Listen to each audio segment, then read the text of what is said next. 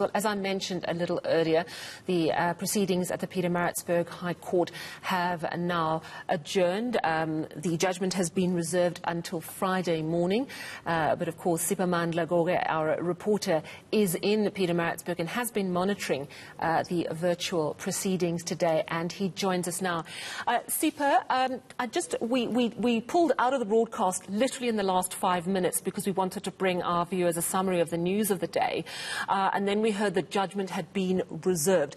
Did the judge say anything at all about the fact that Wednesday midnight is when the police have to arrest the former president, according to the Constitutional Court's order? Not at all. He just decided to stick to the business of the day, focus on the application and the hearing that was in front of him. He only said judgment has been reserved. It will be handed down on Friday, 11:30. That has caused more confusion and has made this situation more messy, because I can tell you that many people are confused as to what will happen now, because according to my knowledge, I'm not a law expert. I would not purport to know anything about the law, but I can tell you that right now as we speak, there is no clear direction as to what should happen, except to say we know for a fact there is a standing order of the Constitutional Court, a judgment which found former President Zuma guilty of defying a court order to go back to the State Capture Commission of Inquiry. But that was not all. There was a 15-month sentence that was handed down to him with clear deadlines. He was given 5 calendar days to report to the nearest police station, whether in Johannesburg Central or in eNCA. And then those 5 days expired on Sunday. Police were given 3 calendar days to effect the arrest should he not hand himself over after the expiry of his deadline. We are only left with almost 24 hours now in terms of those 3 days. Simply put, now it simply means it's over to Police Minister Pietermaritzburg as well as National Police Commissioner General Kehla Sithole, because the order of the Constitutional Court stands as we speak. There was a clear deadline and time frames given to them that should the former president not hand himself over to the nearest police station, they must then step up and do that. We know that the police minister wrote to the Chief Justice there seeking some sort of clarity in this matter, writing to say what should we do now that the former president has lodged an application to the Constitutional Court to rescind that judgment. Pending the finalization of that application, what should happen?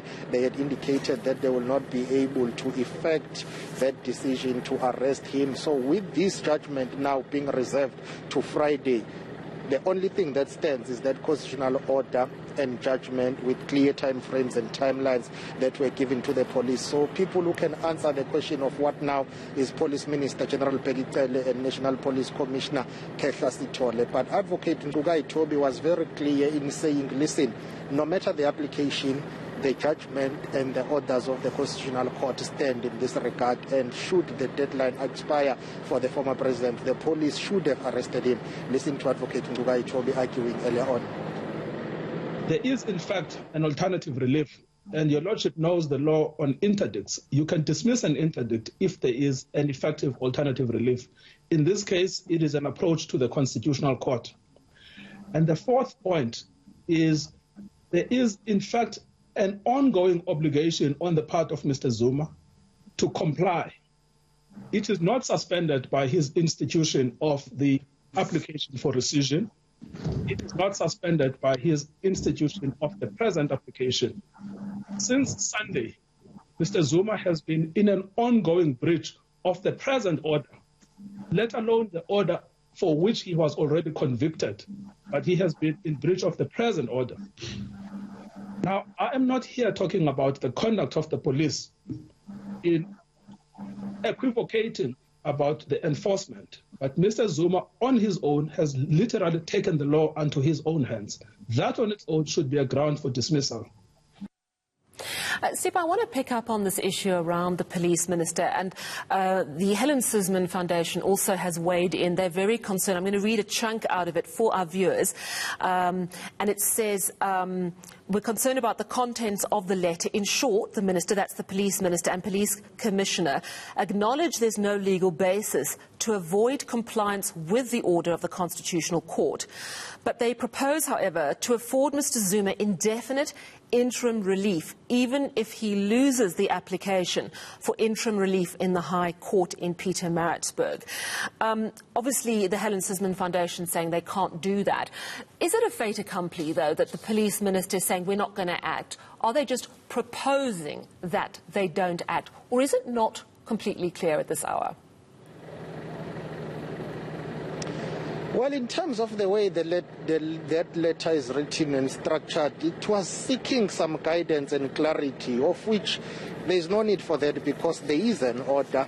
Up until an order of the court is set aside by another court order, you cannot willy-nilly and say, I will not implement that court directive, because you will be in contempt of court. So if the police minister and the National Police Commissioner do not basically comply and implement a court directive, a court order, they will be in violation of the very same constitution, by the way, and they will be in contempt of court. So really now, hence I said earlier on, this confusion will continue. It's been made worse now by the fact that Judge Mnguni here at the High Court in KwaZulu-Natal, sitting in Pietermaritzburg, has decided to reserve judgment to Friday. You can't blame him. He needs time to go through the presentations, the arguments. He needs to read and summarize and decide what to do. So there was no way he was going to hand down judgment today. He doesn't have assessors. He was the only judge hearing this matter. He needs time to go back, reconcile with the notes and the presentations, the arguments,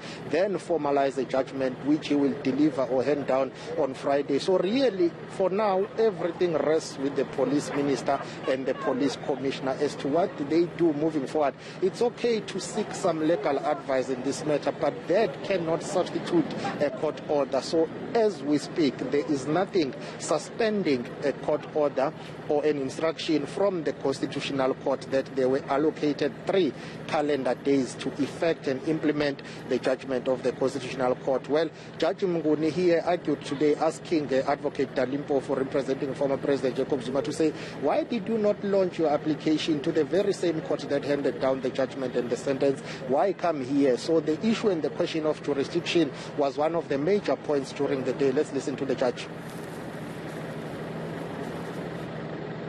But normally, when you want to stay the execution of an order, especially in a rescission application, that forms part of the application that you make to that particular court. And I said, please don't execute your order pending the outcome of the rescission application. That's what you normally do. Yes. Yes. Well, then that's a different question, my lord. I thought your lordship was saying once the directions were issued. Well, let's answer yes. the different question. The first question I've answered, as I said, once the directions were issued, it already he had a pending action. And it would have been foolhardy and wasteful for him to say, oh, well, now I'm going to withdraw the other application. And so I understand. Yes. Yes. But the answer to the second question, which is a different matter altogether, is the following. It goes back to what we said about the Gaba, Chirwa, and those kinds of cases. Our law is very clear, my lord. If there are 2 courts that both have concurrent jurisdiction over a matter, then that's the classical example of concurrent jurisdiction. Then you don't ask that question. Why did you not go to the other court? And that's where we started this morning. You only ask, does this court have jurisdiction? And if the answer to that question is yes, the mere fact that there may be another court that has equally concurrent jurisdiction is mightily irrelevant. All right, that's Advocate Dalimpo for arguing for the former president. And yes, Sipa, so Judge Jerome Nguni now has to decide the way forward. We'll hear Friday, you said 11:30, judgment reserved after that mammoth sitting, a long time to be hearing both sides. And thank you so much for pulling it all together for us, our senior reporter in Pietermaritzburg, Siphamandla Goge there.